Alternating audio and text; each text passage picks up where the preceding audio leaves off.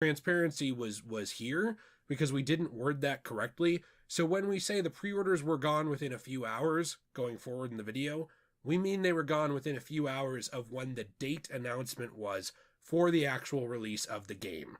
Before that, it was a very generic window of pre-order it whenever. As soon as they said it's coming out on this date, pre-orders were gone. There was just really no way to get it. So people like Nate and I, who are not made of money and can't pre-order and buy everything all the time, sometimes you're charged for those things ahead of time, sometimes you're not. We were waiting to see when the game would come out, and we were punished for doing so. So like their pre-order system for the physical versions of this, whether it's Switch or the PlayStation 4, the physical versions of this, the pre-order was up for like an hour. Yep. And which I think during COVID kind of told us all that bots and scalpers are the only people that will ever be able to buy that. Yeah, they're the people up in the middle of the night. Yeah, because they're like no lives. Well, if they're a person, they either make their living this way, if we can even call it a living, or if they're a robot, they don't need sleep. Right, exactly. So it's like they're the only people that buy this, first of all, because they're the ones that get to it. Second of all, you only have it available for a limited amount, is what they said. There's a limited amount of that, whatever that means. Mm-hmm. So it was only up for a short amount of time, and then only a few people got it, most of them scalpers. And now they're available online. You can buy them on eBay for like $500. Yeah. Because, wow, surprise, surprise, bots and scalpers are the only people that are pathetic enough to be able to get this. What's for 3 in the morning? What's really funny to me is I've only seen a few people on Twitter and other places who got this who were not scalping it or who are not, didn't get it through a bot. Yeah. A couple content creators and people like that. But, I don't see most people, even making a ton of money, I don't see wanting to pay this for that. Yeah, it's way overpriced. And what bothers me about this, too, is the Square Enix said that, on release day, we'll have more available. Yeah, that never happened. I was checking their website all day.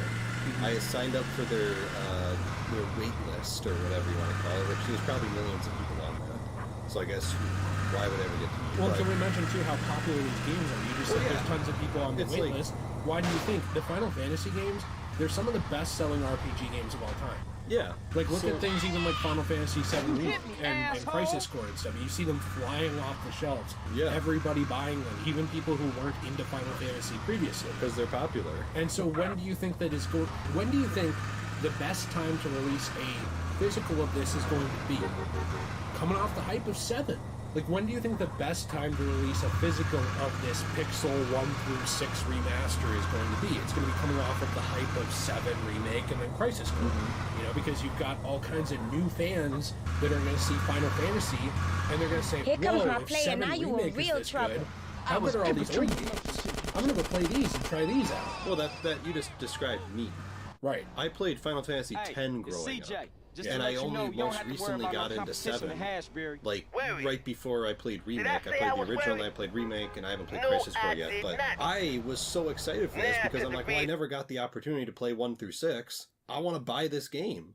And I guarantee millions of other people have said the same thing. Yeah. It's the best time to release this physically, like you said, and yet for some reason it's the hardest thing ever to find. And now it's $300 to $500. Yes. And even people like me, which full transparency here, I don't have a lot of money, but when I buy video games, I use them for work. This is my job. Okay?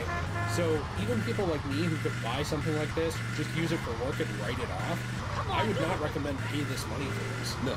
There's no logical reason why it would be worth this to you, other than just as a status symbol, which is a big problem I have now with physical, is it's becoming a status symbol for you. It's becoming I have money, look at all the steelbooks I have, and not, I bought these steelbooks for these movies because I care about them. Right. Same thing with retro gaming. And moving past Final Fantasy Pixel, which I think is the biggest one for gaming, Mega Man Battle Network Legacy Collection, which I know is a lot more niche, probably a lot of you don't care about it, but we do. These were a series of Game Boy Advance games growing up that we really loved. And there was an anime around it as well. It got adapted in America. It wasn't as good as the Japanese one, but Mega Man NT Warrior was the adaptation here. And the point that I'm going to get to with this is the fact that it wasn't really even scalped for that much more. It just wasn't available at all. Right. There just weren't that many. There weren't even that many to be scalped at first.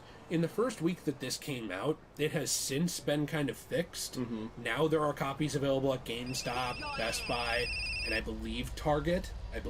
I don't think so. Not Target? I looked on Target's app, and it still says Mr. online Chisney, only. CJ. Okay, so they're available, but through their website. Yes, yeah.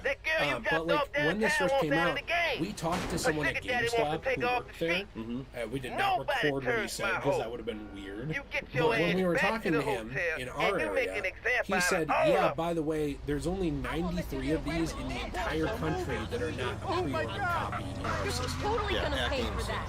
So for when it came out on like the launch few days, Yeah, we went out launch day. yeah, there was only pre-orders if you had pre-ordered it, or there was this like 93 of them floating around, and I think in our state they had 5 or 6. They had 3 in our state. Okay. And we called the store that he said had 3 of them available, and the guy on the phone said, yeah, we don't have any of those. I don't know what he was saying. Yeah, they're not even there. So unless he was lying to me, I don't know.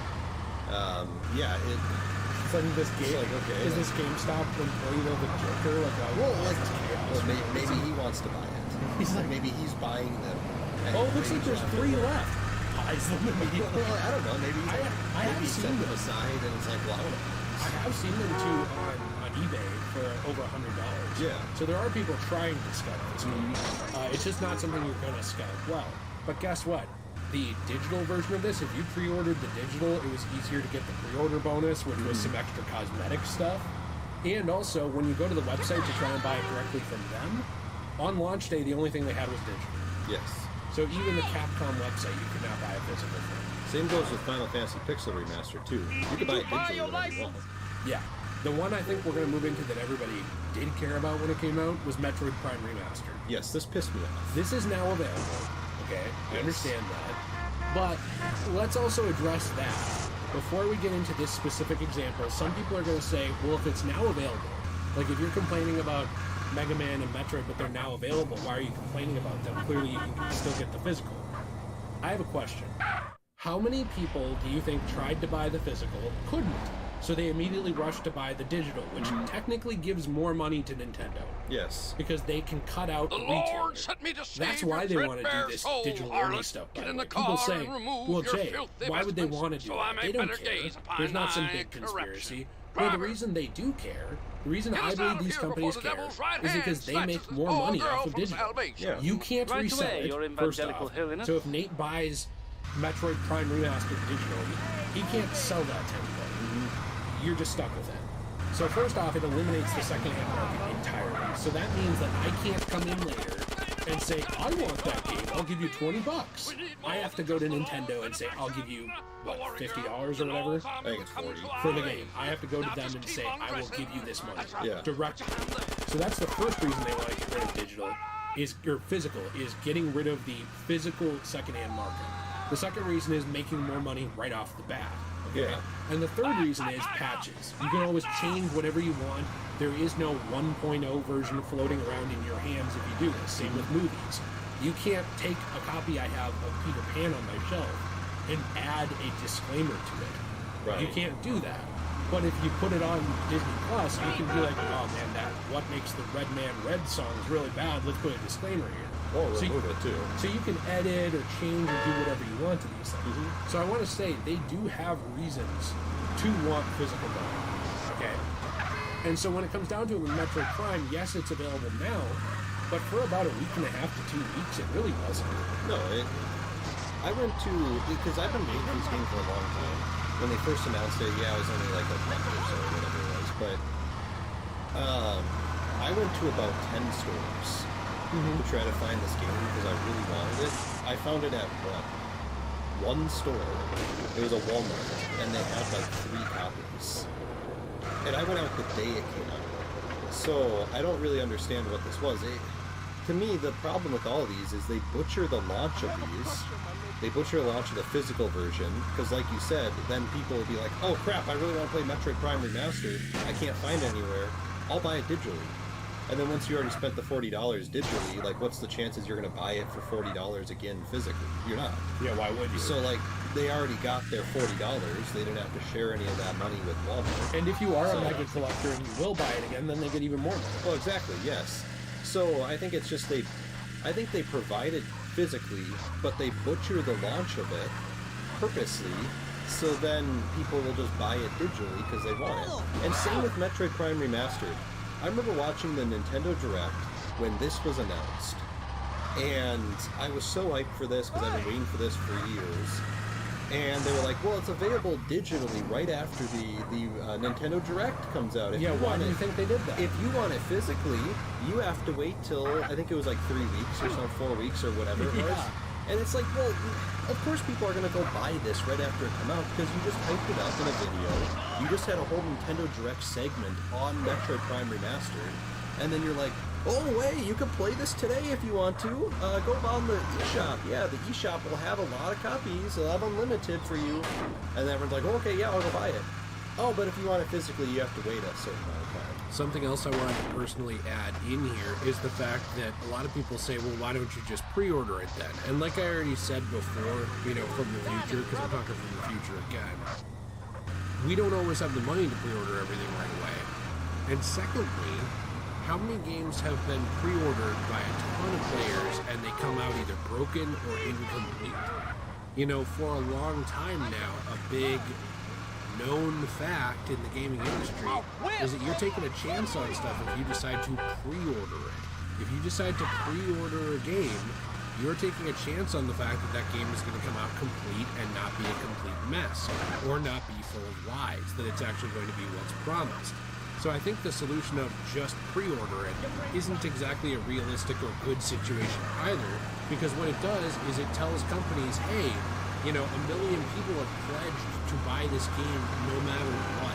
They are going to buy this game. We have those built-in sales. And built-in sales are not really a good thing when it comes to video games or movies or anything. It encourages a laziness, it encourages a lack of effort, and it also encourages an attitude where you can just release the game and fix it later because you already have 1 million, 2 million, 3 million, however million sales built in that are going to happen no matter what from pre-orders. I really do think it's a very, at best, it is a short-sighted answer. It's at best like a very naive and short-sighted response to this issue. And at worst, I think it's just company shilling. Because to say, just give the company your money anyway, is just a very weird, bizarro concept that it really flies in the face of what I would say markets are supposed to be. Markets are supposed to be supply and demand based, and they are supposed to purchase things that are good. Everything's been taken care of, Mr. Jizzy. And discard and ignore and allow to flounder the things that they don't want to support. If you just support things no matter what, all that does is create bad products, bad games, bad movies, bad whatever. And it's bad for everybody. Deadly Premonition, both of the games. The Switch second game, the sequel to it, and also the original game, those were so nichely printed for being a Nintendo exclusive. So nichely printed. I remember when I went to Best Buy to get them, they had gotten 2 copies for the entire store. Yeah. For both of them. Yeah. Both Deadly Premonition 1 and 2 for the Switch. And no one had bothered to stock them. Because no one was going to stock them. Why would they? It's 2 copies. They're not going to I'll just make a whole section here for the... No, it's not even worth their time. So the only people who could get that had to go talk to the actual employees and send them to the back of the store and waste their time. Which I don't like doing that either. I know it's their job to work there, but I don't like being like, hey, can you go dig through boxes? Like, I worked in retail. I didn't like having to do that. Yeah, it's kind of annoying. I don't like having to make you do that. So when you're not supplying these to different stores, you're also just causing more hurdles for the retail workers too. Not that any of these companies care about that at all. But moving into other games, as kind of a final note on games, a lot of these things have now become just a niche print for something like Limited Run. Which, when they're not busy, in my opinion, firing their politically incorrect workers, right, they are taking forever to actually come up with their products. You will order a product, it'll come out a year later. Yeah, and by the time you get it, you're kind of like, okay. Yeah. But Limited Run, and the thing that's stupid about them is, it's good for buying kind of niche games. Mm-hmm. I know we recently bought, like, Cow or however you pronounce it, the Kangaroo. Yeah, that game. Yeah. And that's kind of a niche older game. it's cool. I'm excited about that. Right. So it's good for buying stuff like that, but they also will sometimes have very popular games on there. Like, I know you brought up the Knights of the Old Republic games that came out on there physically. And the part that I think we were talking about earlier that I kind of want to bring up here is, why was that not just a normal release at all? Like, in stores? Like, do you really think people are not going to buy Knights of the Old Republic? It's a very popular Star Wars game. And Star Wars fans are... There's a lot of Star Wars fans in the world. Well, again, this was to push digital, because remember when they announced them, they were like, hey, by the way, they're going to be available on digital real quick. Yeah. And then they weren't announced for limited run until a little while later. And the understanding was, well, if you buy it here, it'll be like 6 months to a year. Right, so most people were like, well, I'll just buy it digitally because I want to play it right now. Right. Instead of waiting. And at least with this game, it was available on other systems. So there's physicals of it for Xbox, and there's physicals of it for PC and digital files for PC. So at least it's available already. But I still think it's silly that when you reprint that game for a system as popular as the Switch, you're saying basically it's digital only unless you want to wait a year. Yeah, that's literally what you're saying. And also with limited run, the thing that's stupid about that is, like the name implies, they are limited run. Hey, what's up? Hey, Carl, meaning you have a certain chance if to you got buy some those time, games. I'd like for you to come over so we can talk about and I know they bring back some for games sure. for Where you at? re-releases later on. I own a little yeah, betting they shop will, in but Chinatown. They hit eBay Just for come around and introduce yourself. so I understand My people will be but it's expecting like, a visit. It's a plan, man. you still have Later. a limited window to buy these games in. If you miss out on the pre-order dates for them, then you kind of are stuck. And you just have to wait for you to buy it on eBay, or wait for them if they happen to reprint it or something like that. Yeah. So, like, that's not even a perfect release system for games. Right. Either. So it's just stupid. Moving into movies, I think this one, honestly, I think that even if you don't agree with us to this point, you probably didn't watch to this point if you didn't agree with us, but if you're still here and you don't, I think movies is an even bigger case for this. Yes. And here's why. Every movie, I'm talking every movie, maybe there's some niche, like Walmart only thing, like, The Quiet of the Sheep instead of The Silence of the Lambs, like how they'll have those weird off-brand version of movies. I was like, where are you going with this? Well, but I get it. Maybe that doesn't count for this. Yes. But mainline movies, almost always, if you look at the release, it's like 1 to 2 to 3 weeks early on Vudu and streaming platforms.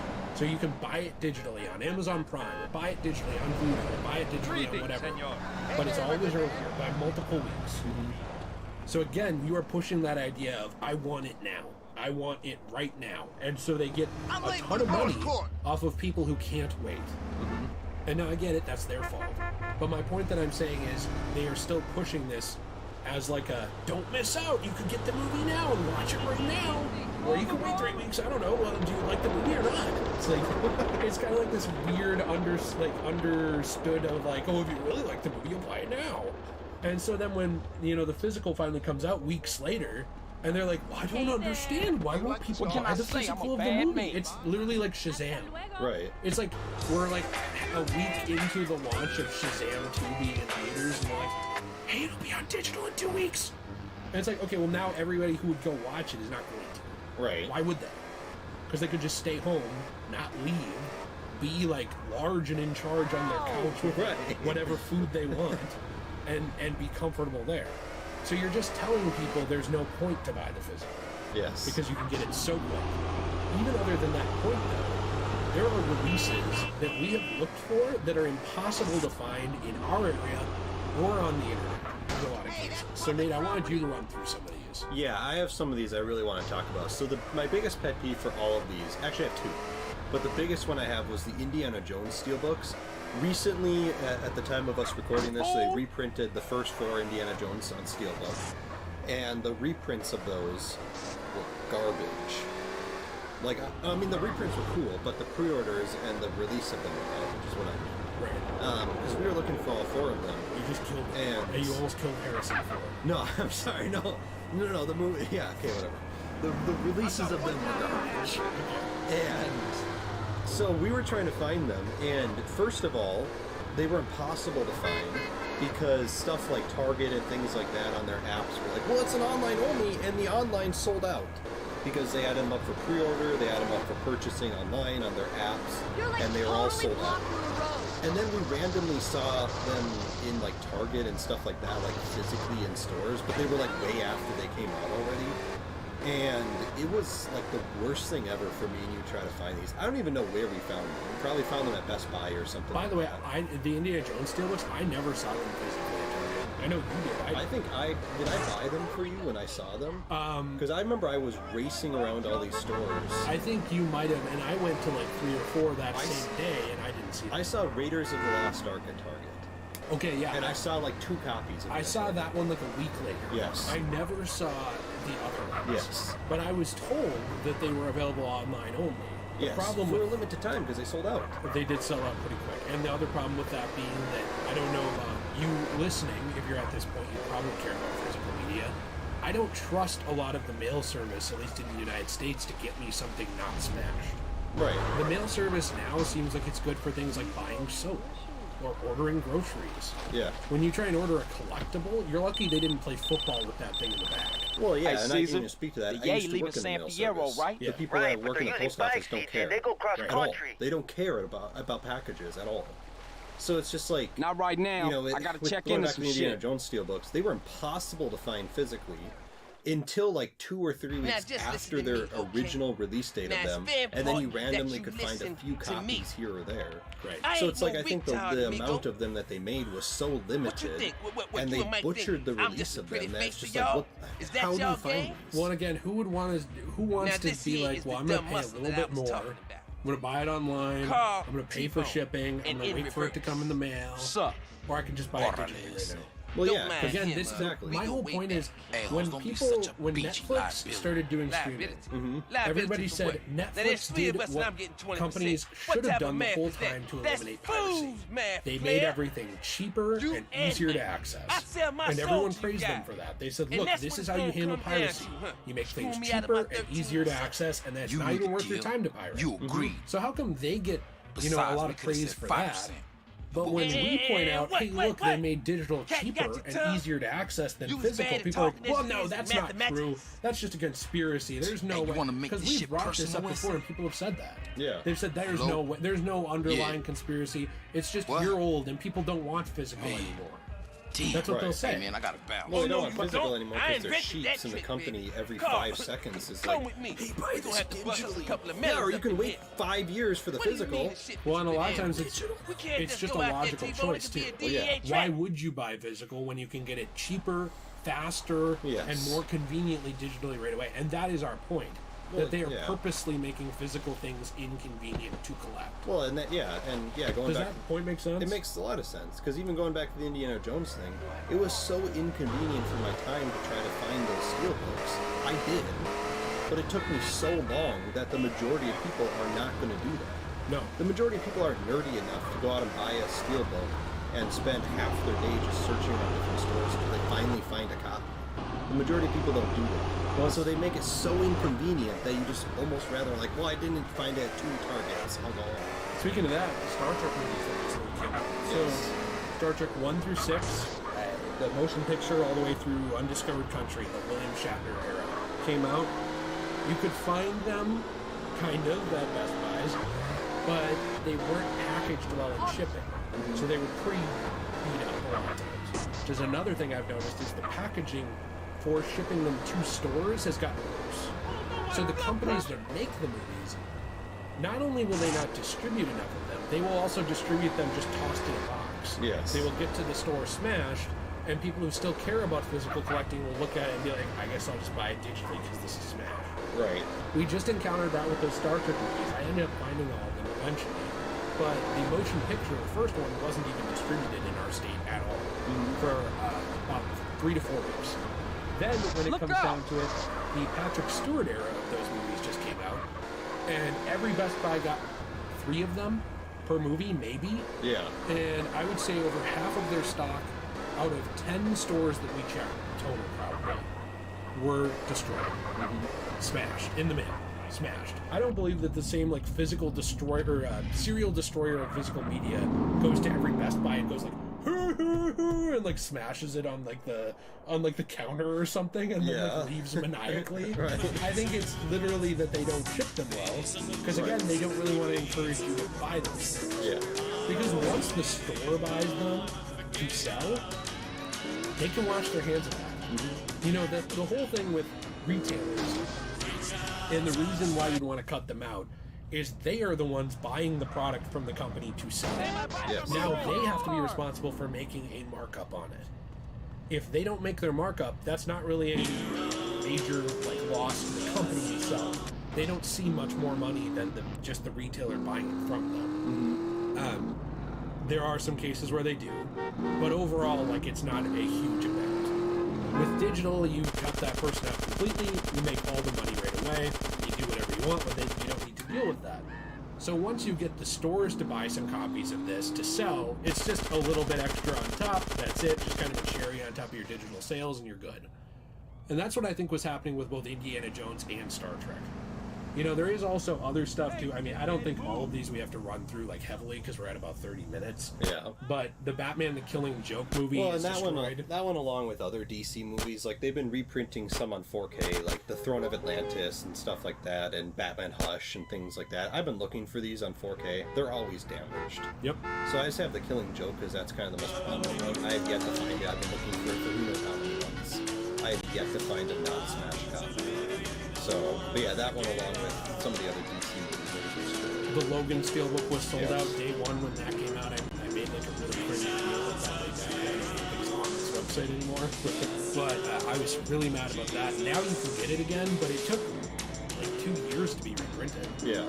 So by the time it was reprinted, pretty much most of the people who wanted it had bought it digitally. The DC Steelbooks you mentioned, Jurassic Park, I know you had a massive hate boner for this one.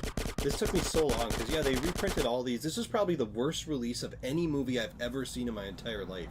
They reprinted recently, within the last year, all the Jurassic Park and Jurassic World movies on 4K, up to Dominion, obviously, because they had their own release for that. And I went out to go buy all of them.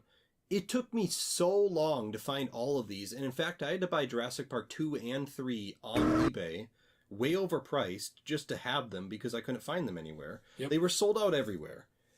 Jurassic Park and Jurassic World you could find anywhere pretty much, but Fallen Kingdom 2 and 3 you could not find anywhere. They were just immediately scalped, immediately sold out. So I don't know if stores got one copy of them and that was it. I don't know. And then all the copies the store had were the most damaged things I've ever seen in my life.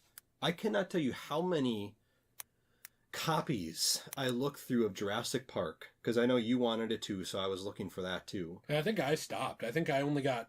You got Park and World. That's all I bothered to. I wanted Park 2 and 3. Yes. I really did. I wanted to get Park 2 and Park 3. They're overpriced. And then I was kind of I don't really care after World. I know you're still a fan. I hated World 2, and I didn't even watch World 3. Yeah. But regardless, there were other ones I wanted. I just didn't buy them. And for me, it's a little different. I have so many things I like that if I can't find the version of the thing I like, I just don't buy it. Yeah, right. I'm not one of those people who's well, I can't get it physically. I'll go buy it digital now. You're just whatever. I'm good. I have tons of stuff to occupy my time. Yeah. So there are certain people that you're just losing by doing this too. Yeah.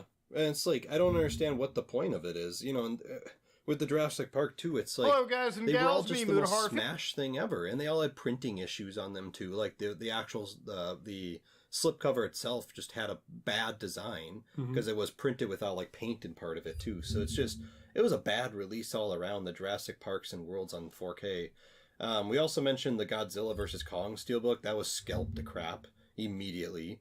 And I guess my overall point with the movies is I know people say, well, you can buy them now because I know stuff like Logan got reprinted later on. So it's well, you can buy it now. Yeah, the problem with reprints, though, is that by the time you reprint them, everyone either bought the movie, they overspent on it on eBay already because they gave someone else $100 instead of $30, because they wanted it. So everyone either has it because they overspent on it, or they don't care anymore. Because they went home and they're well, I guess I can't find the Logan Steelbook, so I guess I'll just buy it digitally. And then by that point, they're well, I already bought the movie. I'm not going to buy it again. Right.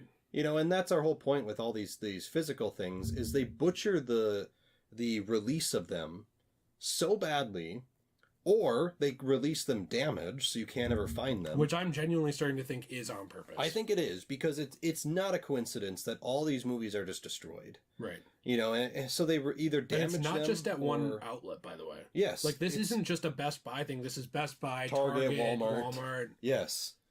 So it's like either they're damaged or the release is butchered, like in terms of Metroid Prime Remastered or other stuff like that, that by the time you've already cut out 3/4 of the audience because they bought it digitally because they couldn't find it physically. And then by the time the physical comes out, it's like, oh, well, why didn't the physical sell well? Oh, gee, I don't know. Yeah. You know, so then they use that as an excuse because they're like, well, let's just go digital only. Yeah, because physical doesn't sell. Yes. But can I mention, people still buy physical things. They do. Because, like, just to run through a few examples, those movies do still disappear from shelves. Yes. Those games... People buy them. There are times where I will go to the store and they will be sold out of a game. Yes. It's not just because they didn't get any, it's because they were purchased. Mm-hmm. Look at things like during COVID. Because everybody always uses COVID as an excuse for everything, so let me do it. Okay, during COVID, guess what was always sold out? Trading cards. Guess what was always sold out? Funko Pops of things people wanted. Guess what was always sold out? Physical games and physical movies of certain things that people wanted. They literally say that the physical media sales were way higher during COVID because people were realizing, oh, not every movie in the universe is on Netflix. Right. Whoa! And they didn't realize that before because they were working 60-hour work weeks at some office. So they didn't have time to see that kind of stuff. They would just plop down on the couch, they'd be tired, and they'd play a game for an hour and go to bed. Or they'd like watch a movie and go to bed. They didn't have time to be like, let's do some research. Well, where is this Pokemon card set? Right. So during COVID, when we were all jobless for a while, unless you were in some essential field, and then later on when people were work from home, and let's be honest, a lot of people were not working very hard, they had a lot more time to look into this kind of stuff and see, oh, stuff I like is actually not as convenient and easy to get as I thought it was. Mm-hmm. So all of a sudden they were buying that stuff up and scalpers were reselling things even more. And my point for me is like everybody will use COVID. They'll be like, well, amiibos weren't available because COVID, like shipping issues. Well, games weren't available because like COVID, like shut down these game development studios. And like, well, nobody worked in the mail during COVID, even though they did. They'll be like, oh, none of this stuff, it's all COVID. It's like, okay, well, what did COVID show us, though? That people still do want to buy stuff. Right. You know? Yeah. And yet... people still like physical. You can't find it. Right. And I get there's going to be a subsection of people who don't like physical and they prefer the convenience of digital. Honestly, that bothers you more than me. I don't care. I just think they should both coincide. Both coexist. Yes. And I don't think one should be getting better than the other. I also would not argue that you should be getting a way better experience with physical. Mm-hmm. I think that if somebody buys digital, they should be getting the same game or same movie as you too. But digital pre-order incentives that are now only for digital media, for example, Demon Souls, where there was like that special armor set you can't get if you own the disc. That's stupid. That kind of stuff is a big FU to the people who actually do want to buy it the other way. Mm-hmm. So you're just inconveniencing them on purpose or damaging it on purpose or making it unavailable on purpose. But then you can still wash your hands of it and say, well, look, see, it's printed physically. It's online. It shows we did it so that no one can complain about it. Right. Well, I'm sorry. We have the time to complain. Here we are. Right. Checkmate. Atheists. Outstanding move. Objection. It's just too many things. Yes, they're all circumstantial. But there's a point at which, like, there's one or two circumstantial things, and it's just, like, a coincidence. When it's, like, 10, yeah, and every single case is, like, a ton of circumstantial evidence, it's like, come on, that's not circumstantial. That's a pattern. Right. Well, yeah, and I think the only thing I wanted to add to this is, this has been going on for a while. Mm-hmm. Back in the day, I remember in 2015, 2016. Is that back in the day? 8 years it's ago? It's almost 10 years ago, so I guess it is, yeah. Yeah, I was for in some of the audience I here. was in college, and this was back when I was first starting to collect amiibos. Mm-hmm. Because I remember the first wave of amiibos, and I bought them. And anyways, I remember the Olimar amiibo came out. And I waited in line. I showed up at Target at 5:30 in the morning, and I waited in line until 7 o'clock when they opened. There was a line of people wanting to buy amiibos, by the way, but I was there in line. And we got into the store, I was third, and we went up to the desk, and they had the boxes of the new amiibos, because I remember, like, Zero Suit came out that same day, and stuff like that, too. Hot. So, very hot. And Anyways, they had 3 Olimars. Mm-hmm. And you had probably a line of 30 people. They had 3. I bought the last Olimar they had, and I was 3rd in line. And you're lucky you didn't get jumped, because people have been got jumped for less. Honestly. Well, and I was so mad because that was the reason why I showed up there at 5:30, and I was like, imagine if I showed up here like 10 minutes later, and I was 4th in line. Or 2. I would have missed out on Olimar. Yeah. So it's like, back in the day when, I mean, that was just one example, but back in the day when you had stuff like that coming out, I honestly thought, it might be a coincidence. Maybe they just didn't release this that much or something. Before you continue on that, do you remember the Nuka-Cola Quantums? Yes, those ones too, yes. Yeah. It was like, back in the day with toys and collectibles and movies and things like that, I always just thought, it might be a coincidence. Maybe it's just a bad release of it. But after 8 years of this, it's just been one thing after the other of movies and games and everything. And it's getting to the point for me where I'm like, they're intentionally sabotaging physical media. Mm-hmm. Whether it's toys physically or whether it's movies or games or whatever, I honestly believe they're intentionally sabotaging these. And if they weren't, there would be no reason whatsoever why the Metroid Prime Remastered physically did not come out on the same day as the digital. Mm-hmm. There'd be no reason. And there'd be no reason why I couldn't go to Walmart that same day and find 20 copies of it physically at every Walmart. Or at least the next day. Yeah. Because you can tell them not to stock them till the next day. Yeah, you can do that. Also, by the way, you mentioned the physical media disc players. Yeah. Xbox Series X and PS5. Yes. You know how you mentioned the discless ones? Yes. They're cheaper. Yes, they are. A lot cheaper. Mm-hmm. And they're like, oh, well, it doesn't have the disc player. The disc player is $200? Or 100 or 150, yeah. Like, really? No. Like the PS5 launch for the disc was $500. Wasn't the other one $250 or was it $300? I thought it was $400. Was it $400? Maybe I was off. Okay. You'd have to look it up, but I thought it was $400. If it was $400, the disc player itself is $100. Really? They're intentionally... I've said this over and over again. I'm getting upset. No, I think it doesn't matter how long our conversation is. They are intentionally sabotaging the physical media side of everything. Yes. And there has been no one online that's ever proven to me differently. I believe it wholeheartedly that physical media, it's not that it's dying, because I don't think physical media is dying. I think they're intentionally sabotaging it. Because, like you said, they get more money. So why would they not want to sabotage it? Honestly, I think that two of the things that companies want the most, especially in America, I don't know about other countries, but American companies or American adjacent companies, two things we've seen them want the most for the longest in a pattern. Money and power. Both. And neither one is good enough. You can't have enough money and you can't have enough power. Yes. And it's always both with these huge companies, huge media companies. We see it with how they treat certain celebrities in Hollywood, where like if you associate with this person, you'll lose power or status, so no one does. Look at Tim Allen, where it took like massive breakouts again for people to want to work with him. Yeah. Like if he hadn't had Last Man Standing, Disney wouldn't be giving him the Santa Claus. No. We know that's true because they brought in other people from that show. Mm-hmm. They brought in other creative leads from that show because they saw it made money. Mm-hmm. So these companies, they want things like money and power, and what do they get more of by sabotaging physical media? Money and power. Mm-hmm. They get more money because it's direct, and they get more power because they get control over edits. They get control over patches. They get control over all this stuff. And you know what? Until the last handful of years, you couldn't patch a movie. Right. But you can got now. You a nice little place. Remember when Disney accidentally messed up the Falcon and the Winter Soldier, and all of a sudden the dirty adult versions of the show were not available for a few days? Yeah. Whoops. I remember that. Whoops. Whoopsie. Remember when Disney started doing a bunch of content warnings because these culturally insensitive things need to be warned about now? Well, we can't patch the old discs, but we can sure patch the digital. Well, yeah, and even stuff like Simpsons and stuff like that. How many episodes can you not watch? Right? Or if you can watch them, how many parts in those episodes can't you watch anymore? Or how many things were cut out of frame?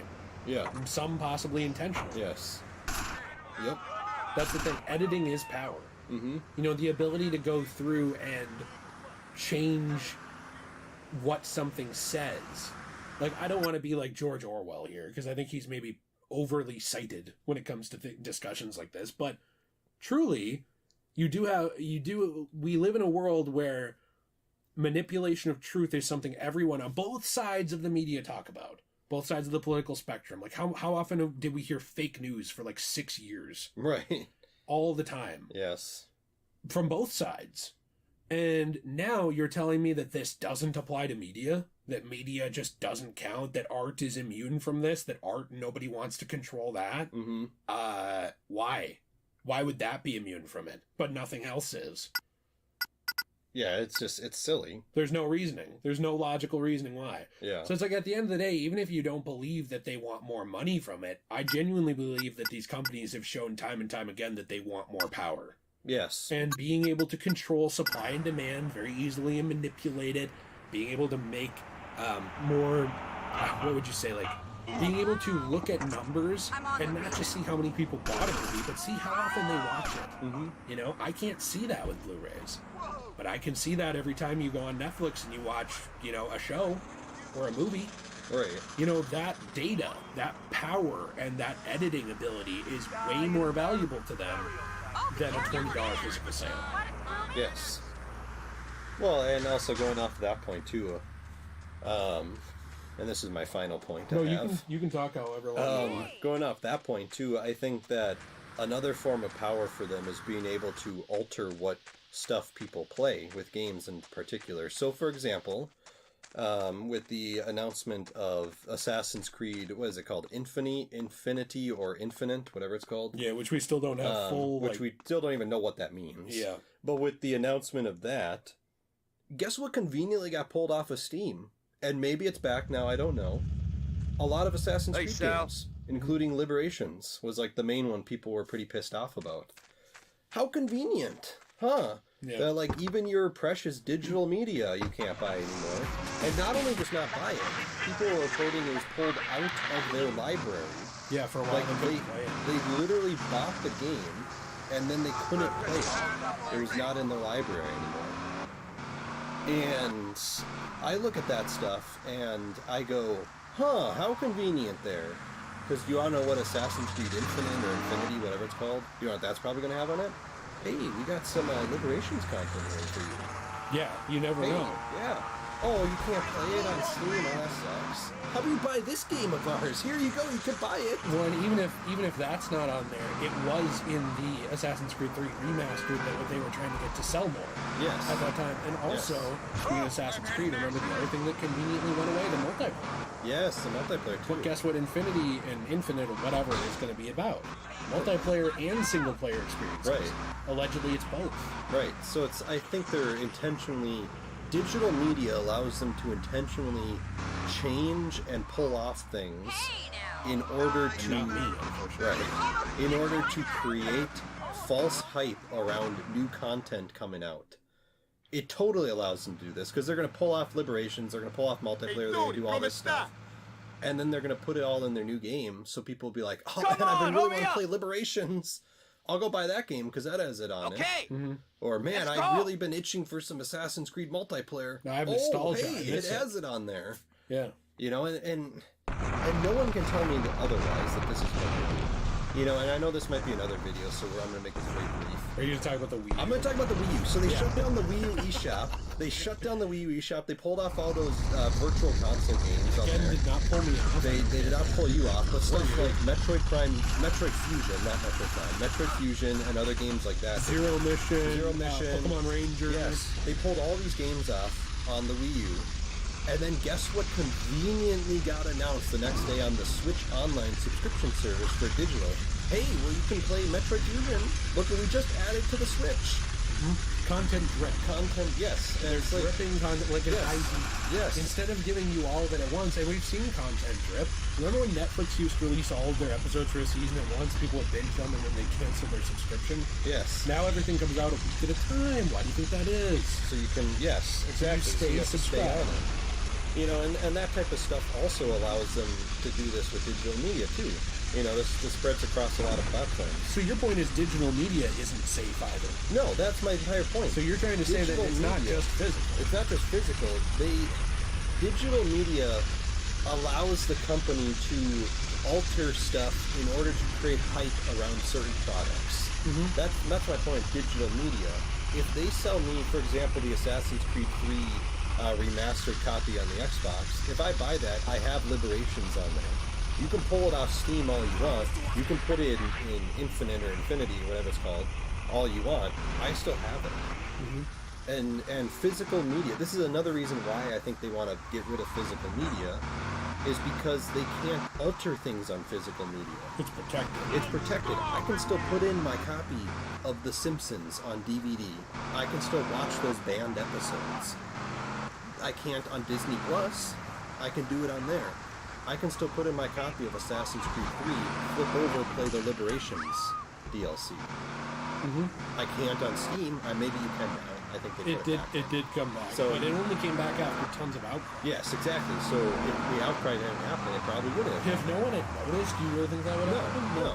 No, they took it off. People noticed, and they're like, okay. Yeah, people noticed. So it's just. I kind of think they were testing the waters a little bit to see how much people are paying attention. Yes. Because a lot of people don't pay attention, and you know, it's interesting to me that the capabilities that the Wii U had as soon as they were gone started slowly coming to the Switch. Remember how the Nintendo 64, there have been more and more games added to that. The Game Boy Advance player wasn't even there, and then like a month before the Switch shut down, it got kind of announced and created, and then the Wii U shut down. And then after the Wii U shut down, more have been coming to the Game Boy Advance player over time. Yes. And so instead of letting you even buy those digital media files, now it's all subscription based. So people, what I don't understand is why people think it will stop somewhere.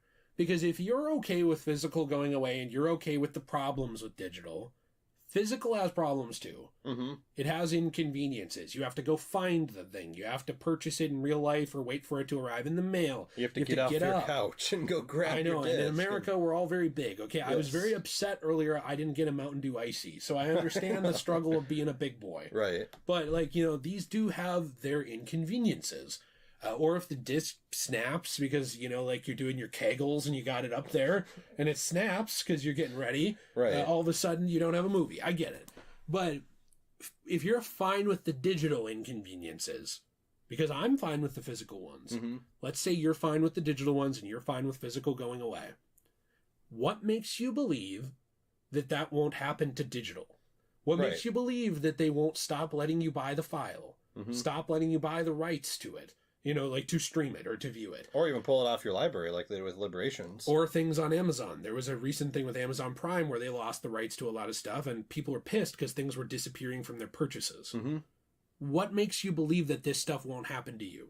Right. You know, and that's kind of my frustration with it is like, there's always been this saying, and usually it's about things that are much more serious. I don't remember the actual saying, so I'm not going to go to the historical one, but the idea of like, you know, people will go after one thing, and then when they're done with that thing, they move on to something else, you know? And that is what I think is happening. Physical is on its deathbed in terms of being widespread. I think it will always stick around as a niche thing. Limited run, or these, Scream, or Shout Factory Studios with movies, things like that. Companies that I actually have gotten from before and enjoyed their products. I think those things will stick around, but in a niche version. Widespread physical media has gone way downhill because of what we've talked about. My question is just, why do you not think the same won't happen to digital in 5 or 10 years? It's already happening where these companies are seeing subscription-based is much better than digital. Why should we let you buy and download a file when we could make you pay $20 a month to stream it? And once there's no more files to buy on a disc and no more files to buy on a digital platform, and you can't buy them, all that's left is subscription. And after that, who's to say there's not something worse? You know, maybe subscription right now will look like physical like 10 years ago, and there'll be something way worse in 20 years. We don't know. And so when you give them that much ground to just change it over and over again, you just go with the flow of like, well, I guess I'll move on to the next thing with them. The thing that you're on that you do care about will eventually go away too. Yeah. Because people have allowed it to happen. And I would have said, maybe it's just physical.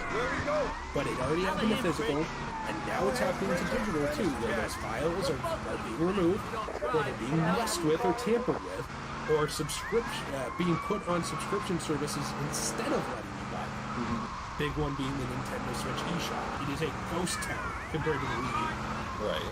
There's nothing there to buy. Just some new games. All the retro stuff, sorry, that's all subscription-based, not even digital games. You can't buy them. So who's to say your thing wouldn't go away? That's what I think really bothers me. People always think about their thing. I don't care about physical, I care about digital. Okay, now that's happening to digital, do you care? Because people sure cared when Liberations disappeared. I don't think they care because I think there's by subscription. But once they get to just subscription and your thing isn't available anymore you care about, you will care. Right. Because once someone loses the rights and something is just gone for 5 years, imagine if during the Friday the 13th legal dispute, there were no physical media copies of that existed. Where would those movies be? Because guess what? There was a big problem with selling digital copies during that time. Of like, well, where would the money go? We don't know what to do. Should we pull all these? Should they not be sold? It was a big problem during that time. The only thing that was safe was the physical copies that were in circulation. And guess what? When the legal dispute went away, did anybody notice that they started printing them again? I did. Yeah. They weren't really doing that much during it. Right. Because they couldn't. Right. So as soon as there is a legal dispute or some kind of problem with rights, those things go away. Digitally. Yes. Even GTA 5. Yes. Notice how the music, like half the music library isn't there anymore? Oh, right, they lost the license. Right. It's still in the old versions of the game. Well, and even some of the dialogue too is wrong too because they didn't like it. Yeah, because it was like making fun of certain types of people. Right. And that was deemed not okay now. Right. Yeah. I think probably Dave Chappelle's done enough making up for those jokes, to be completely honest. So probably don't need to worry too much about that one. But yeah, I don't know. I know this was a long video. It was a long video, The and I feel like industrial people are action going to that watch had this cut and be off like, Portland from the rest of the city has finally come to an end. Or Well, has I it? genuinely believe this. Although I all the genuinely subway and do. ferry I routes don't are have now a vested officially interest open, in any company. militant workers No, are I don't continuing with their I'm not being blockade in paid by parts of the Sony to city. tell you this or The whatever. elevator This bridge is just my connecting opinion Staunton as a Island fan. and Shoreside Vale has been shut down. Why bother The strikers selling you refuse to believe something assurances that made by can't be city tampered officials with over the that I get future less of the money for? ferries. That's really all it comes down to. Right. And guess what? Now digital is becoming that. this is the It's place. becoming the thing I'm that gonna you take a can't look tamper around, with see quite what's as what. easily, I might and see that you here you later. won't make as much money for it because it's going to be more money on subscription. It just is. Hold it hostage for $20 a month or sell it to you once for $20? Yeah. No, I'm going to hold it hostage. That's exactly their thought process. So now that it comes for digital, I think people will start believing it. Or they'll be too stupid to believe I think people are too stupid. but I think a lot of the people on this channel genuinely already agree with us. Yeah. It's just people like from... the general population. Yeah, just don't think about it. Yeah. And that's what Because you even frustrates see that with Disney Plus too, with like Falcon and Winter Soldier, WandaVision, stuff like that. Those aren't even available digitally. You just Right. have to subscribe to it, and everyone's like, "Well, yeah, it's on Disney Plus." It's like, okay, sure. Yeah. How long will it be on Disney Plus? What if it I don't goes know. somewhere else? What if they Yeah. sell the rights to something if they I want don't to? know. What if Like- they can do whatever they want? Yeah, who knows? So I feel like the general population will always just defend it, which is stupid. Well, and I think a lot of that is companies have indoctrinated people to be their little soldiers. Yes.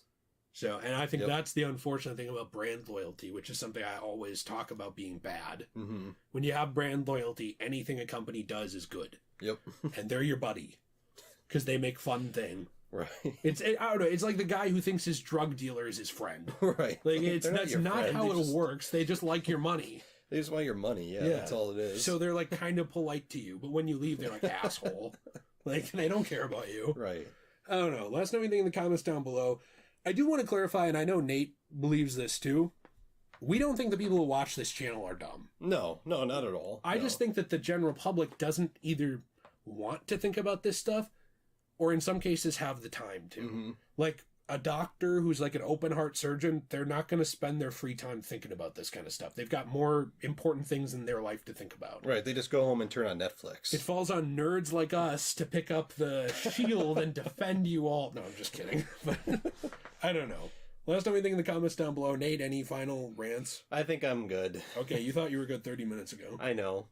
But if I bring up something else, then I'm just going to get into another tangent, so I'm good. That's all right. Well, let us know what you think in the comments down below. We hope you all have a fantastic day. And as always, everyone, stay shway and subscribe for more content.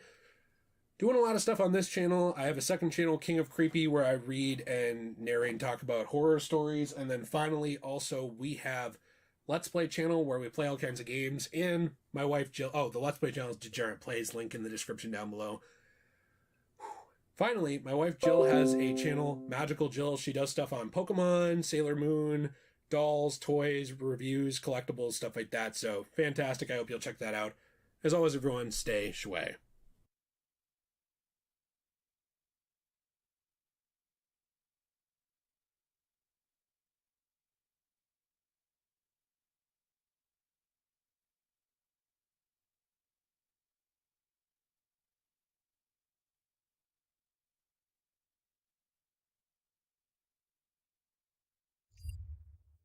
Feels like I cover a copyright situation like every 6 minutes, okay? I swear to God, it's not that I'm trying to make it my content, so to speak.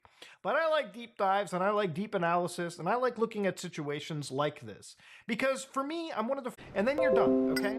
But if you don't try to make this platform better than when it was when you started, then you're not spending your time wisely. And when it comes to false copyright abuses can absolutely change the landscape of YouTube. It can change the way that plenty of creators produce content. It can change the way that even you might be able to consume certain pieces of content. Now, honestly, copyright abuse happens a lot from some of the biggest companies in the world. But genuinely, I have a special hate in my heart when it comes between creator to creator, because generally, if it's done maliciously, which is what it appears to be 95% of the time, then it can ruin, again, the landscape of the platform. Now, to understand, today's individual we're discussing is a person known as Business Casual. Now, you might be like, whoa, that name's familiar, Muda. Yeah, Business Casual is a channel with 1.17 million subscribers. And they made a video called Why I'm Suing YouTube, August 16 of 2022. Now, of course, this was a pretty wild video. I was asked to cover it when it came out, and the reason I didn't was because a couple other YouTubers came up and talked to me. I'm not going to mention their name just so I can... again, I don't want to bring in names that don't really need to be brought in. But there were a couple creators that came and reached out to me. A couple fans reached out to me, and I looked into the situation. And the reason I didn't cover it was because, A, it was covered really well by another channel, friend of the show, Upper Echelon, who does really good content, really good dives into a lot of topics that I myself cover and am interested into. And he did a pretty good job covering it. I looked at it myself, and I found that this was a very, very shaky video. So to give you an idea of what I'm talking about over here, Business Casual is a channel that pretty much was, from what I understand, owned by somebody else. It was bought by another individual whose only video to this channel was Why I'm Suing YouTube. Now, the last video before that was 2 years ago. Then this video came out, and that was pretty much what it was. Initially, when it dropped, there was claims that maybe YouTube was suppressing the truth because, oh, they don't want people to find out about such a lawsuit. Which, again, could be the case. It could also not be the case.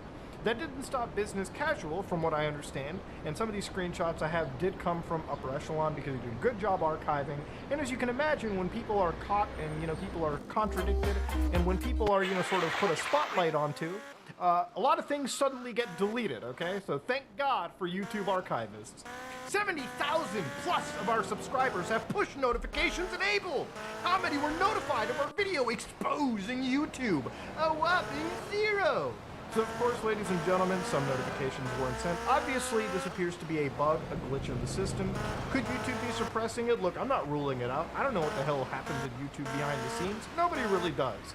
But again, I like to think of this situation with a bit more, I guess you could say, utilizing your fucking brain cells, okay? If you are uploading from a channel that's last video is 2 years ago, and then you upload Why I'm Suing YouTube 8 months ago, there's a massive gap between content being uploaded. So to understand, maybe the people that have had the bell on just don't give a shit anymore.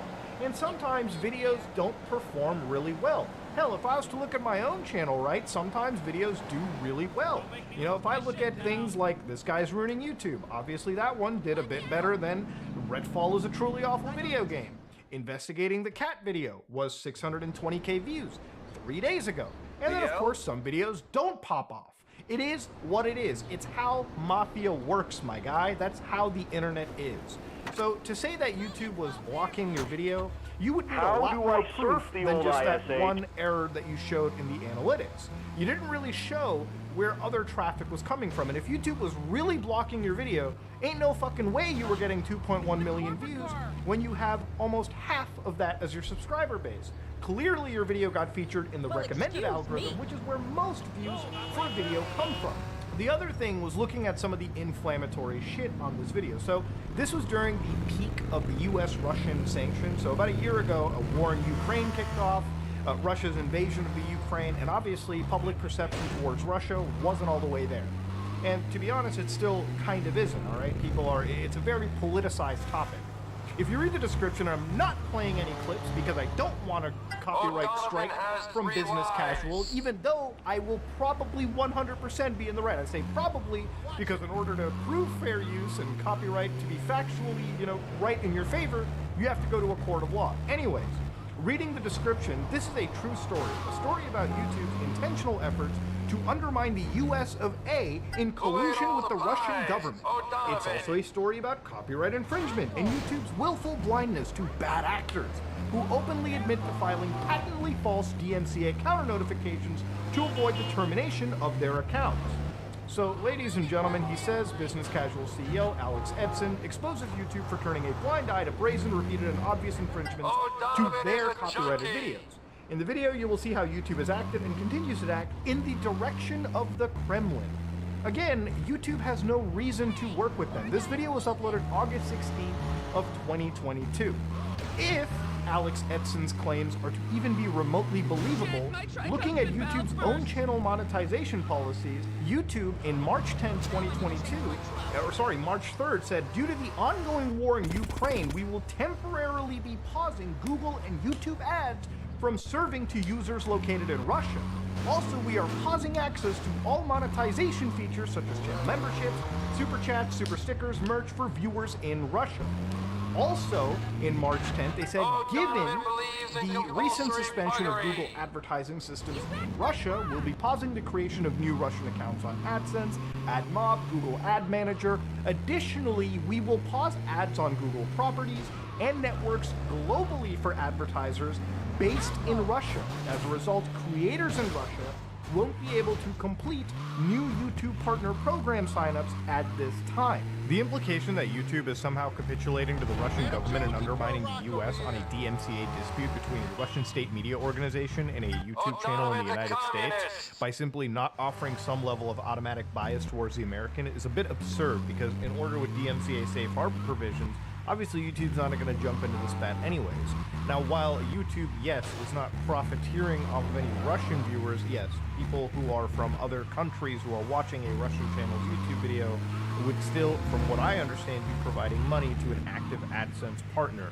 But generally speaking, YouTube is complying as much as they can with the current sanctions in place. Tech companies, if they were suddenly told not to at all work with Russians, or vice versa, so to speak, then YouTube would comply. They're really showing no signs of them actually breaking the law or undermining, again, quote-unquote, the United States government, because this is a very gross mischaracterization of the situation.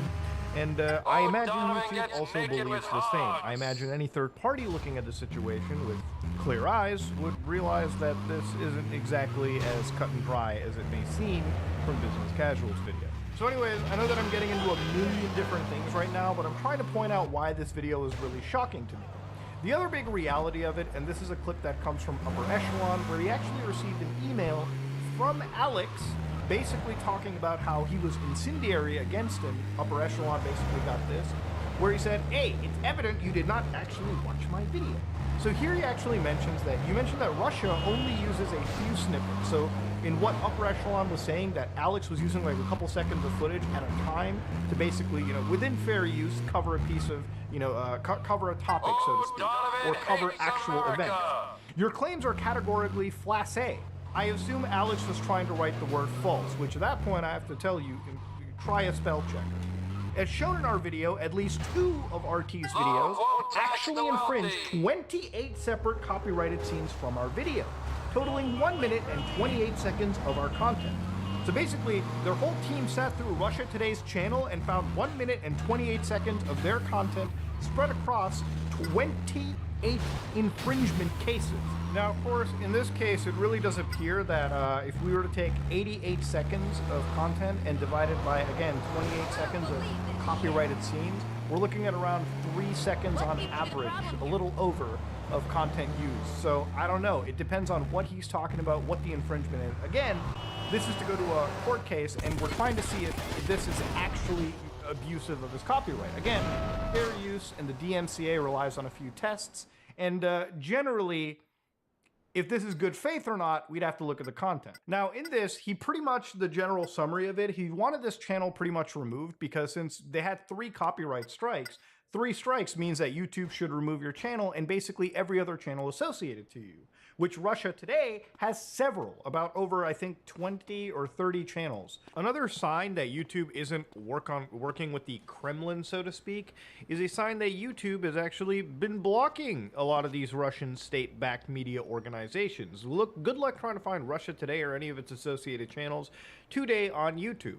Even if they try to come back, where there were allegations that there were other channels like Dig Deep Documentary that was apparently like belonging to Russia Today, that also doesn't appear to be active on YouTube either. So clearly YouTube is going above and beyond their requirements to US sanctions as an American tech company and not undermining the Kremlin, it seems. So I don't know where that fucking wild accusation or inflammatory statement came out of. I say, hey, once you go down in this town, you won't want to go down anywhere else. You might be wondering just why the situation was presented in the way that it was. This is Head Now Radio. again, I'm what Michael. Alex failed to tell us, and I'm going to be digging up a sworn affidavit from Alex himself, this isn't necessarily even the case. Russia Today didn't even need to get removed. So again, based on a sworn affidavit coming at him, TV Novosti, associated channels identified by the letters Russia Today RT, of which there are at least 38 as confirmed by YouTube, enjoy access to YouTube's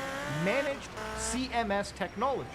So here he basically exposed that Russia Today's channels were running under the CMS system. What is the CMS system? Well, let's look at YouTube themselves. According to YouTube, the content manager, the managed content manager system over here, when it comes to copyright strikes, when a channel receives a copyright strike, channel level penalties are applied.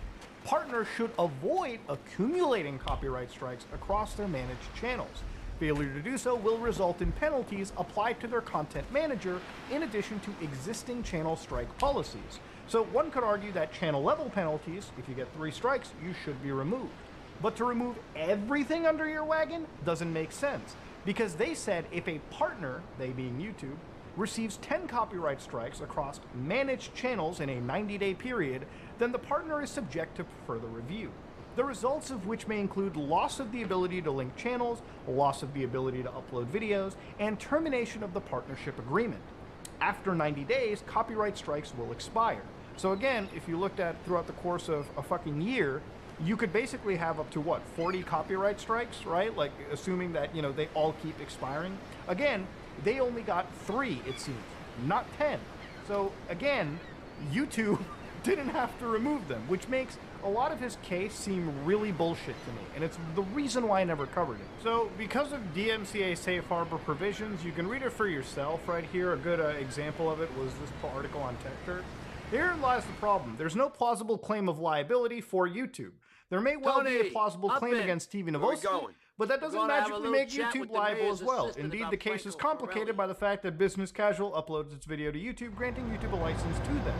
That doesn't mean that TV Novosti gets a license, but it doesn't mean that suing YouTube for infringement, especially direct infringement, makes no sense, as it already has a license to the work and therefore cannot be infringed. Again, the lawsuit against YouTube is very messy, not because they're just a large company anyways, but also this is a clear sign of what it appears to be somebody not understanding safe harbor provisions and the law.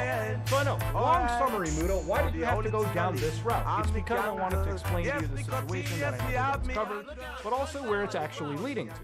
Now recently there's been a YouTuber known as Magnates Media.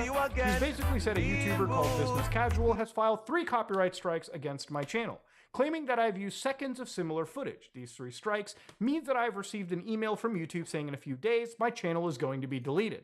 Now again, I looked at these copyright strikes, again, thanks to Upper Echelon for the actual coverage here and the screenshots that we can actually view ourselves. So again, these copyright strikes, which I can't confirm if this one is Business Casual Holdings, but these 2 are from Business Casual Holdings LLC. Now the video in question here, I can't confirm if these 2 videos, the JP Morgan and Starbucks one, are actually violating anything. I am, however, going to look into the How Andrew Carnegie Became the Richest Man. This video was taken down by Business Casual Holdings. Why? Because 7 seconds of content was used in this video. So now it's time to examine what those 7 seconds of content were and if they were actually, infringing any copyright. Now, according to Upper Echelon, who had the screenshots over here, from zero to World's Richest Man, right? That was the actual title for the video. And this video was 53 minutes long. Business Casual's video was 16 minutes long.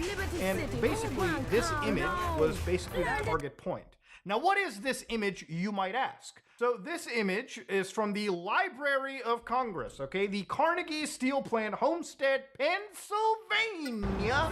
And if you look into this image right here, it's pretty cute, all right? If I compare it back to our friend's content, so to speak. Yeah, this is the exact same image, all right? Same chimney, same everything. Now, this image, if we scroll all the way down this page to Rights and Access, the Library of Congress believes that many of the papers in the Detroit Publishing Company collection are in the public domain or have no copyright restrictions and are free to reuse and reuse. For example, all photos published in the U.S. more than 95 years ago are in the public domain. So when was this published, by the way? Let me 1905. Yeah, I'd say it fits the fucking bill, huh? Now, of course, we look at what public domain is. Public domain refers to creative materials that are not protected by intellectual property laws, such as copyright, trademark, or patent laws. So anybody can use this image. If I want to take this image and rotoscope it onto GTA 5, I can. It's my right, okay? I can do some motion tracking, add some lens flare, you know it. Now, of course, what happened over here was Business Casual apparently filed a copyright claim for what appears to be similar editing. Now, here's where I'm going to play a section of Business Casual's video in fair use, okay? The reason why I'm saying it's in fair use is I'm going to be critiquing the differences, and if Business Casual believes that I'm violating his copyright, obviously he can use the YouTube copyright system, but I will absolutely be fighting, okay? Because I believe what I am about to do is within fair use. So let's watch this, okay? So on the right here is Magnates Media, and on the left belongs to Business Casual's video. So if we actually see what's going on over here, you can see that in Magnates Media, they've got a, I guess you could say a parallax effect. So this kind of weird effect that you would see in like a lot of videos where like parts of the image are moving in different relations to different parts of the image. It's something that you can see plenty of people do. It's a very common editing routine. In fact, it appears that even in this case, Magnates Media provided, their editor provided the timeline of them actually doing it themselves. So again, it appears, based on what I'm looking at, that these effects are very different, okay? You got color grading that's different, Magnates has explosions, you've got, these fire effects, these various, alpha effects that are happening, far different than what we're seeing over here on Business Casual side, okay? So again, if this was to go to a court of law, I think any judge would laugh this shit out. This looks like copyright trolling. But of course, as you all know, when it comes to copyright trolling, all right, it really does seem like Business Casual's, actual claim to fame really is covering, it's not so much making content because he hasn't uploaded a video since he was suing YouTube, but rather he's just tweeting out at companies about, hey, I'd like to report an infringement of your series. May I ask for an appropriate person to contact? Good luck, I guess. Now, again, if Magnates Media absolutely doesn't win these, copyright strikes, then literally tomorrow, since it would be the 11th as of time of doing it, he could have his channel gone, removed off YouTube forever. All the hours of work gone. I want to stress that if my editor had literally just ripped several minutes of footage from his content and simply copied it into my own video with no edits, I'd understand the strikes. But he didn't. Yeah, sure, you could argue that maybe the editing might be a little similar to your tastes, but that's not worthy of just filing a copyright strike over, okay? Literally, we watched it. There were a lot of differences present on that image alone. Anybody could take that public domain image and parallax affect it. It's not an uncommon editing strategy. It's not a patented, editing strategy that business casual owns. Plenty of people do it. A couple of weeks ago, there was this Illuminati chick who was fucking going at Legal Eagle about the highlighter effect. You can't just copyright the most generic editing effects out there. Jesus Christ, at least in that situation, copyright strikes weren't handed out. But I mean, it was still cringe. This is cringe, and I would argue it actually breaks the law. Now, Alex claims that they used an AI script for the Carnegie video. So again, Magnate says that he's never used artificial intelligence. This is their Google script with various revisions. I can imagine anytime Alex is given any form of criticism, he talks about ChatGPT. That's pretty much all it comes down to. Of course, if two creators make a video on the same topic, there are going to be similarities and likely even some of the same sources. True! If I cover a topic, and Charlie covers a topic, and Upper Echelon covers a topic, we're probably going to be using similar sources and the same evidence. Now, of course, if I take the exact same script from somebody else and I take the exact same editing shot for shot, word for word, one could argue that absolutely could violate the copyright laws. But this wasn't a similar situation. These were a couple seconds of the same image being given the same parallax effect, which, by the way, is very common, but there were a lot of materially different things between those two clips. They were posted years apart. The styles, analysis, tone were all totally different too. The only visual similarity is we've used the same publicly available historical image, which is a key part of the story. It is. According to Andrew Carnegie, yes, that steel plant is a key integral moment of the story. I did, of course, try to explain this privately to Alex first and ask him several times if we could work this out between us, creator to creator. But he ignored those messages, and so I felt I had no choice but to make this public in the hope that I can save my channel being deleted. I have lots more evidence if needed, plus a lot of creators have privately contacted me about past issues with Alex themselves. But honestly, I have no interest in YouTube drama. This isn't YouTube drama, okay? This is an abuse of the platform, and YouTube's got to step in and fucking stop it. So, of course, ladies and gentlemen, this is a situation where I feel like YouTube needs to be coming into, and honestly, YouTube did step in, at least their social media manager, and said, we understand how important this is for you all. We can't mediate copyright disputes. We look into misuse of copyright tools and web forms to prevent abuse. I love how that's 1 out of 1. I'm still waiting for 2 out of 2 to drop, by the way. Come on, YouTube, fill us in. YouTube, this, from the outside looking in, is obviously, it appears to be a complete abuse of copyright laws. And of course, Alex Edson has a history. And he's got a history on YouTube where allegedly he has run an MCN that is allegedly abusive, known as Power TV. One that I was able to look up on YouTube with him saying that he was a CEO and founder. Again, claiming that they founded Power TV, a talent management agency for YouTube content creators. I went to their company website, but it's dead in the water. Not surprising. So I'm not going to go pursue that route anyways. And of course, there's allegedly other situations where they made creators lose access to various YouTube features and privated videos criticizing the network made by their own creators while taking the majority of their earnings. That's all an allegation. And of course, it gets even wilder from there. Again, because these are allegations, I'm not going to dig too far into them. I feel like for covering the story and the fact that this is mentioned everywhere already anyways, I felt including it was an important part of the story, but I'm not going to go into it because allegations are allegations. I'm only looking at this particular situation and keeping my scope relegated into the copyright disputes. Alex Edson appears to be an individual that is very keen on abusing the copyright tools that are available on the platform. And to understand, if that was the only abuse of copyright on that one video, I do not think it warrants a strike. And again, to understand, YouTube can't stop. They can't not process a strike is what I'm saying. The way that the copyright system is built, YouTube gets a literal legal request, which is what you have to file with YouTube, and YouTube has to honor it, okay? It could be a completely bullshit request. It could be a completely legitimate request. YouTube has no way, and they can't really jump into mediating it themselves. They don't really want to invest the legal team for it. And also, there are safe harbor provisions where they're literally just letting the content be uploaded. And hey, If there's a copyright dispute, deal with it in court. I don't think that Magnates Media should apologize at all. I think what Alex is trying to do is fish for an apology, or at least Magnates to admit some level of guilt, whether he is guilty or not. Magnate should 100% fight this strike, 100% stand up for himself in front of what appears to be a copyright abuser on the platform. It's also really disgusting to me that Alex filed 3 actual copyright strikes on an individual, knowing full well, by the way, that 3 strikes means that, yes, your channel is pretty much on forms of termination. I don't even think Magnates can upload a video addressing his followers and telling them of what the upending doom is. And all he can really use is Twitter and other various forms of social media. If I wake up in the morning and Magnates Media is gone, then honestly, I really hope to God YouTube reinstates it. And honestly, I really hope to God YouTube actually goes after Alex Edson for what I believe to be the abuse of the copyright tool.